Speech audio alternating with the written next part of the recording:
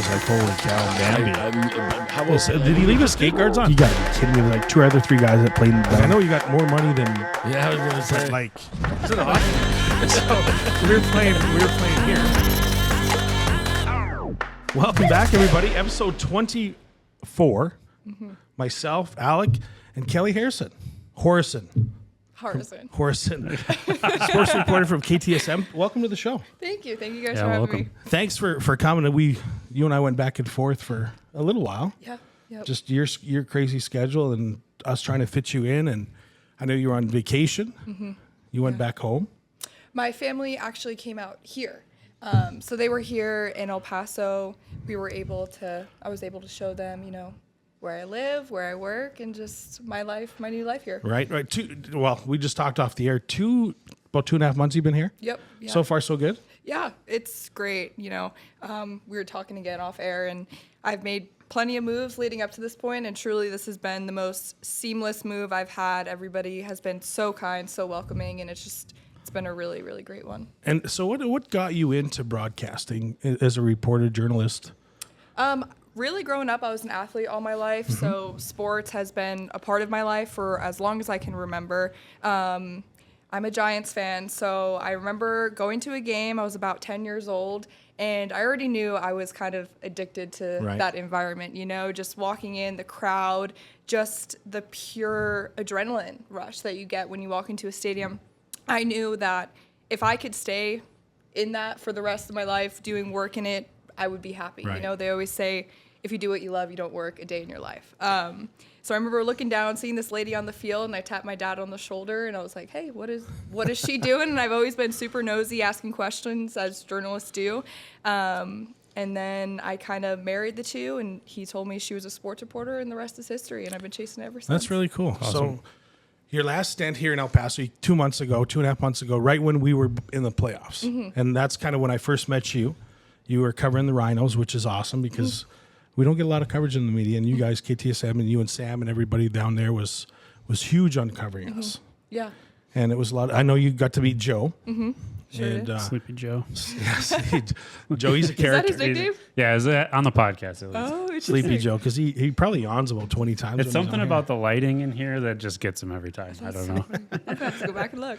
So yeah, that's when we first met you, and obviously your sports in general. What's your favorite sport? I would say Better be hockey. I would say football. Football. Nothing wrong with that. College football. Pro football. Yeah, college football isn't something that I really grew up on. Being from the East Coast, especially up north there in New York and that whole region, we don't really have a football team. It's more so down south as well as, out west. So college football wasn't really something I got into until I myself got to college. Right. And what sports did you play?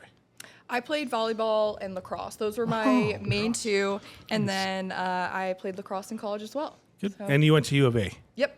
Sure did. And so you're used to the heat. We just talked about that off air. Yep. I know I've been here for 25 years, and I flipping hate June, July. Hate it. It's rough. But like we were saying, I would take the humidity in 100 or the dry heat in 110 versus 80 degrees and humid. 100%. It's unbearable. You go outside and you can't get away from it. It doesn't matter if you're in the shade, you're still sweating. Where at least here you can go in the shade and you can cool down the breeze, you can appreciate. That is very true. For sure. I don't miss humidity in Chicago at all. No. And the winters. And the winters, yeah. I like shoveling snow. I don't know. There's something about it. I like that. It's a relaxing thing. It can be, right? Yeah. I like to cook. You're out, For my kind of, stress reliever. Yeah. I like to cook. That just brings more stress to me. Well, you were a professional cook, so that's my cooking versus your cooking are two different things. Are you sure? You never know. You did it as a profession. I just do it because there's home cooks that can outcook it. I'm pretty good. Professional. Of course you are. Yeah, of course I. Just ask me, I'll tell you. But so lacrosse, that's cool. Yeah. So I have a daughter. Okay. She plays hockey, and she goes to prep school just south of Chicago, and she wants to become a journalist, sports reporter too. Oh, okay. That's what she wants to do. That's awesome. Yeah. So I find it a very, she likes obviously the thrill of it, Right. I'm not saying you're nosy, but she's the nosy person too, and always asking questions and I'm not saying likes to be in the limelight, but likes to be involved. Yeah, I mean, if she's nosy, she's already got a Yeah. edge up against other people who just kind of want to be in the industry. Mm-hmm. I bet my parents would say the same thing, that I was nosy growing up. It was kind of either this or a lawyer, and I feel like you're both. Right. You're both nosy in both professions. So it and was wow. obviously probably there was a lot of challenges, you know, trying to do what you're doing, and a lot of hurdles that you probably had to go over just because of what's involved with it. Tell us some of any obstacles that you've had in the past, or that you found, you know, that you remember that you overcame, that you're pretty proud of. Yeah, I mean, especially when it comes to my career and making it to this point. When I was a junior in college, that's also when COVID hit. So I was also battling that unexpected hurdle when I already knew this was a tough industry to get involved in the first place. So I graduated in 2021. So things were kind of slowly getting back to normal. It wasn't in the heat of it. I didn't graduate in 2020, but the year after. So that really added a lot of obstacles as well. That's when we were still figuring out how to do Zoom interviews, what life was going to look like. I would say the biggest hurdle, though, is just being away from family and constantly being on the move. That's something I knew going into it. I had to be very open-minded. You know, I always looked up to Erin Andrews, other female broadcasters, and looking at their rap sheet, I saw that they moved all over the country. So again, that's something I knew I had to be open to, and you know, I think at this point, I've made maybe like 6 moves in 6 years. You know, Right. So that's tough. So you're good at it. That's tough. You're good at packing. I'm and good at moving around. packing and unpacking. It's kind of like coaching. Yeah, It can exactly. be like coaching. Exactly. It's really truly just like players, coaches, as well as behind the scenes in media. It really is kind of correlated. And in that way. what would be your ultimate goal?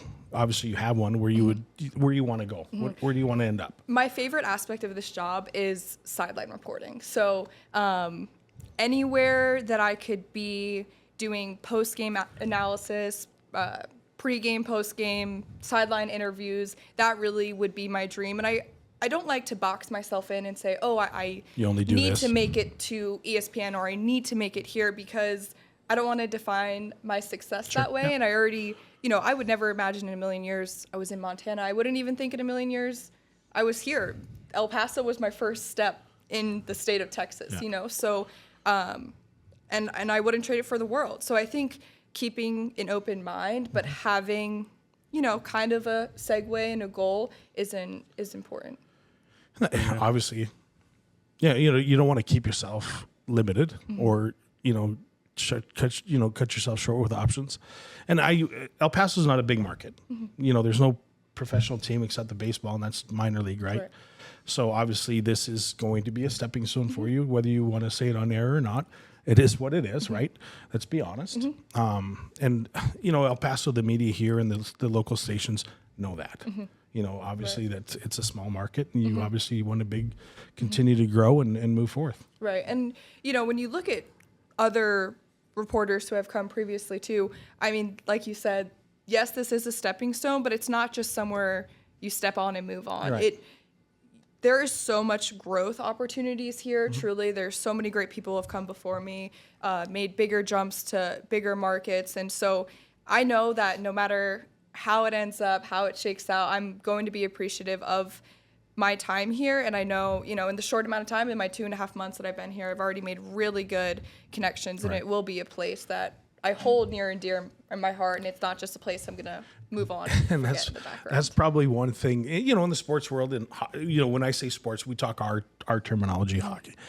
You know, it is so big, but yet the community is so small. And I would assume the media is like that as well, because if you're burning bridges, you know, that's probably not a good thing. You know, stepping on the small people on the way up, you're going to see them on the way down, right? Right. Yeah. No, there's so many invisible strings. It's so funny if you know somebody, they know somebody you knew way back when, you know, so it is important to make and keep those connections, but also not just keep it for networking purposes. Sure, really absolutely. make them authentic. And again, I think that's my biggest goal here, is to not just, you know, report on these players, report on these coaches, and just say, okay, these are their stats. Like, I want them to know that I'm speaking to them because I care about them and I want to share their story. And I'm not just doing my job. I genuinely care. Yeah, You know, right. you find a true interest in you know, Right. help people. Right. That's what Yeah. it is. For the, I got a question for the small market stuff. Do you like deal with a lot more curveballs? Is it harder in a small market area than it would be in like a major city? Like,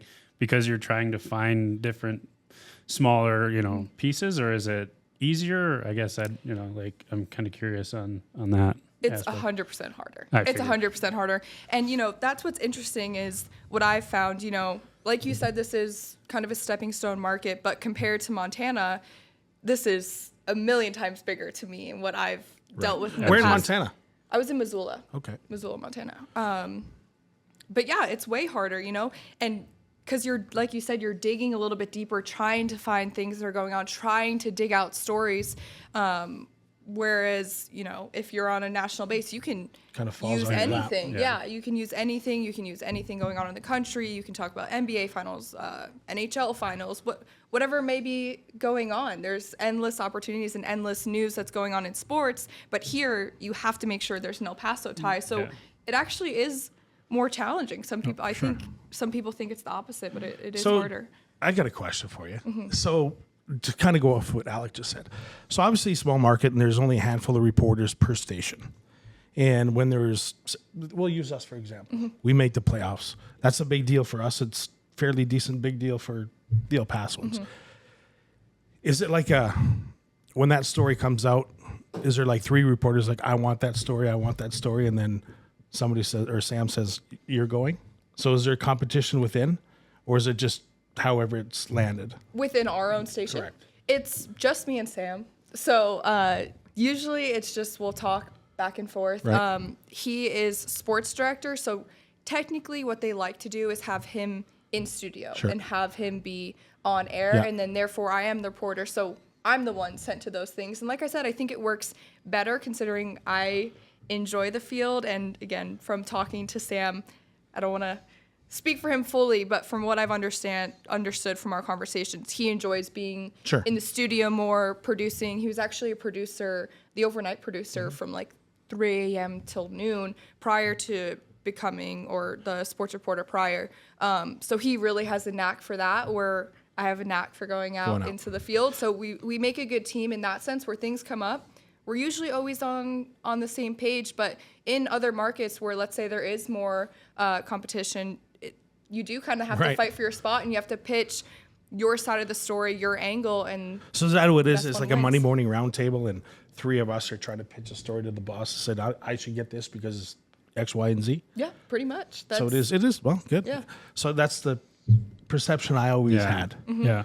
You know, we're like, I can't stand Alec because we're fighting for the same story. Yeah. It's probably cutthroat. Yeah, no, it definitely is. And especially, like I said, I'm pretty blessed in this situation Sure. where Sam and I truly do make a good team in that sense. But news is definitely like that. And I see that Oh, with yeah. my own 2 eyes, and people are pitching the story. Or even sometimes you kind of have that with competing stations, right? So if I know that they're kind of eyeing the same story, then it becomes about who's going to do it first. Sure.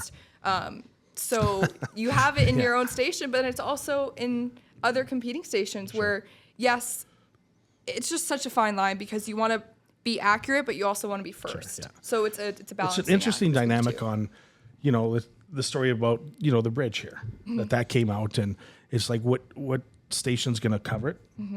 Is it worth covering it? Right. Is it going to fall under like an actual news broadcast, or is it going to be sports? Right. You know, it's got to be an interesting dynamic as to how that's pitched. Oh, for sure.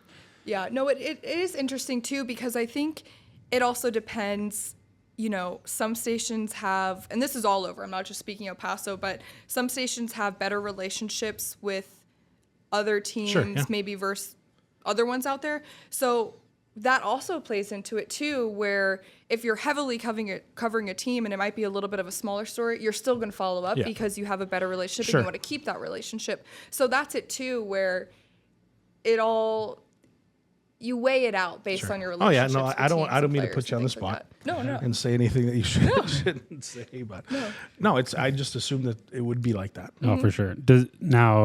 Are there any confrontations with other, other news? Like when you guys are on the news teams, sidelines when you guys fighting are for there, something, like, just- are you trying to? do you use a lacrosse move and, Little and elbow? hit somebody Yeah. in the face? No. If you guys showed up at the same time and you wanted the same, vantage point, would there be, Do a little hip check. Or yeah, something? there'd be a little check or a tackle? Like or I'm going to something? interview Anything Alec fun? first, so beat it. I kind of might like take him to the ground. No, we actually have a really good relationship with all of them here, and I've had a good relationship with the people out in Montana as well as when I was in California. So Because it's I'd like to see a fight between the Yeah. reporters. Just Now that would be knock something to That- report yeah. on. No, I Yeah, mean- that would be another news story. So. that. Yeah, we'll make a news story in our There newscast you for go. us. That's a good point. That's a good marketing stunt too as well. What's your craziest story My craziest that you can story? say on air?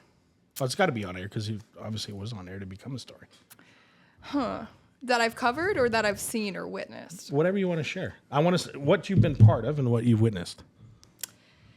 I don't think I've had any like crazy ones, kind of like how we were talking about. Where we're like, whoa, that was insane. I think my craziest moment on the sideline was in Montana. I got completely sandwiched by this wide receiver. That was probably my craziest moment, where I was definitely bruised for a few days after. I had a pretty good rap sheet. I hadn't been taken out up to this point, but Montana, we had, I don't know, maybe 5 feet between the sidelines from where we could stand and the wall. And I saw this guy coming in. I mean, he had to be 6'6", 250. I had no. It was over. Yeah, I was done, and I knew I couldn't move out of the way in time, so I just kind of braced myself, and I got clapped for sure. But that's probably my craziest moment. And you took it like a terms of champ, sports. I'm sure. I did, yeah. No, I kind of just stood there, and he was like, "Are you good?" And I said, "Are you good?" He said, like, "Why would you ask What that? are you asking Why would me? you You ask good? that? Like, are you?"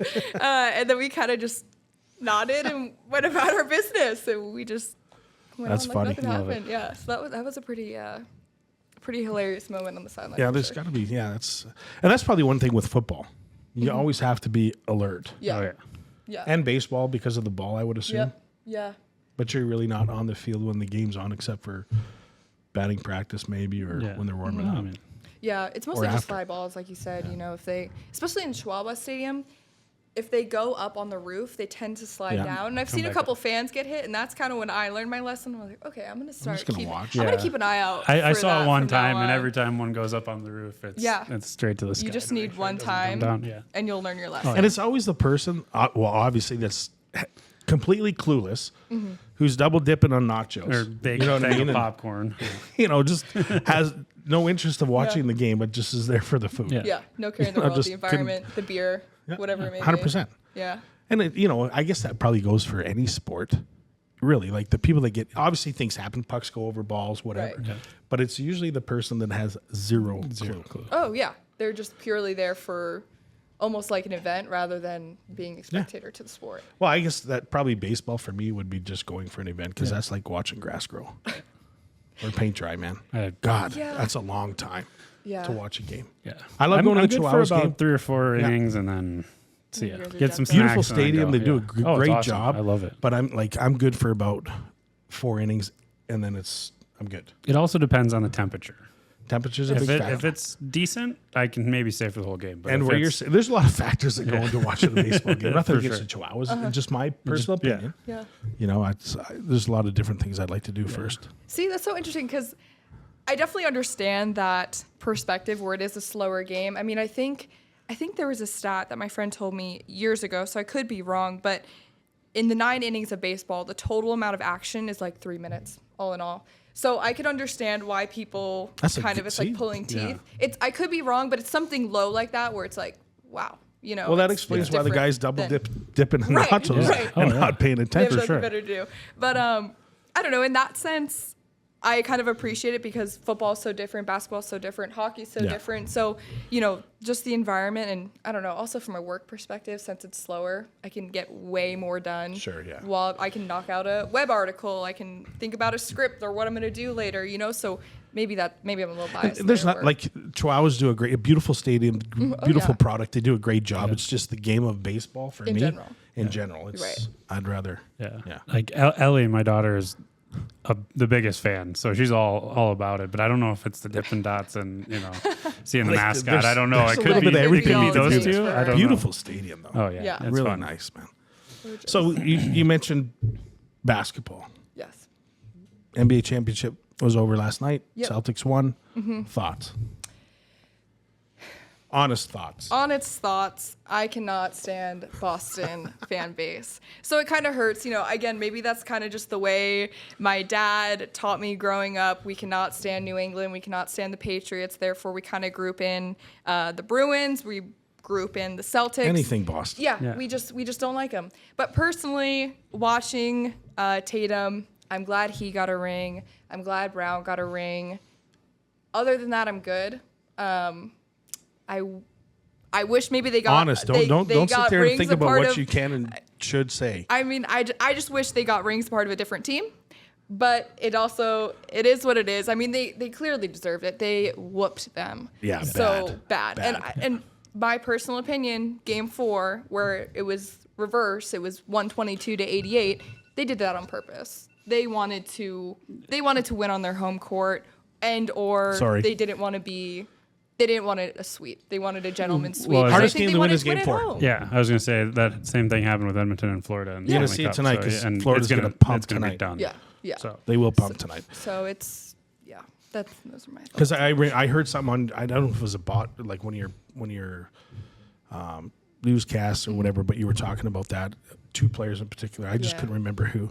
Again, Yeah. I'm not a basketball guy. Yeah. I watched the last 2 minutes of Game 4 or 7 in the championship. And again, that to me is like I watching didn't grass I didn't grow. watch anything, but shout out Al Horford, Grand Ledge High School for winning the title. We're bringing in high school. Yeah. Nice. Oh yeah, oh, yeah. Yeah, for sure. Yeah, I mean, I'm also someone where I appreciate the win when it's historic. So also the Celtics last night winning that championship now become the most decorated franchise in the NBA with 18. They were tied with the Lakers at 17.